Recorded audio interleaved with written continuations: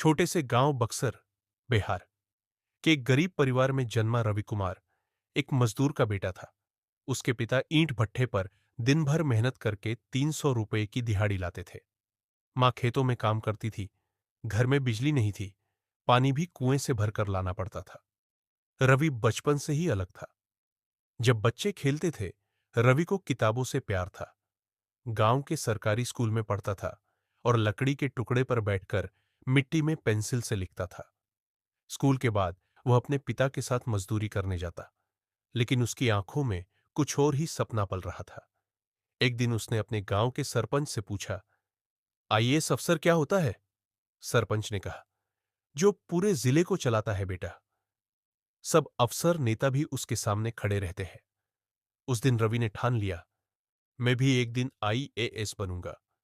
गांव में 10वीं तक ही स्कूल था। आगे की पढ़ाई के लिए रवि को शहर जाना पड़ा, पटना। पिता की दिहाड़ी से किराया और फीस निकालना नामुमकिन था। मां ने अपनी चूड़ियां बेच दी और रवि को भेजा गया पटना। पटना में रहना आसान नहीं था। रवि एक छोटे से कमरे में 3 और छात्रों के साथ रहता। रात को दूसरों के सो जाने के बाद स्ट्रीट लाइट के नीचे बैठकर पढ़ाई करता। वो सुबह अखबार बांटता, दिन में कोचिंग में बैठता। आईएएस का सपना अब उसका जुनून बन चुका था। रवि ने पहले प्रयास में यूपीएससी का प्रीलिम्स पास किया, लेकिन मेंस में रह गया। दूसरे प्रयास में मेंस पास हुआ, लेकिन इंटरव्यू में नंबर कम थे।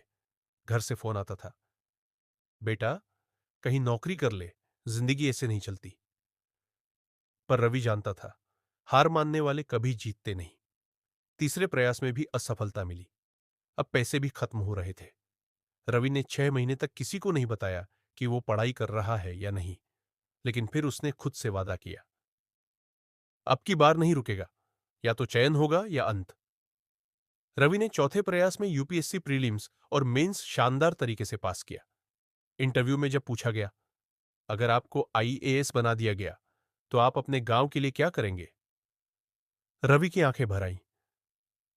सर, मैं वहां स्कूल बनवाऊंगा जहां अब तक बच्चे मिट्टी पर बैठकर पढ़ते हैं, जैसे मैं पढ़ा था। बोर्ड के सदस्य मुस्कुराए। रवि को लगा, शायद इस बार। और जब परिणाम आया, एआईआर 57। रवि अब एक आईएएस अफसर था। जब रवि अपने गांव लौटा तो पूरे गांव ने उसे कंधे पर उठा लिया। वो वही लड़का था जो कभी नंगे पांव स्कूल जाता था। आज उसका स्वागत फूलों से हो रहा था।